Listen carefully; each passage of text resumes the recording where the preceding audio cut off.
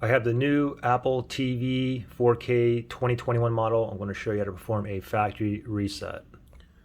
First thing is let's go to your home page here. If you press and hold the back button here, if you press and hold it, it'll bring you to the home screen here, okay? Now from here, just go down, select settings, and then from here you just want to go down, all the way down the system, right there, click on OK, then go down to reset right here, click on OK. All right, now there's two things you can do. You can just go ahead and factory reset it.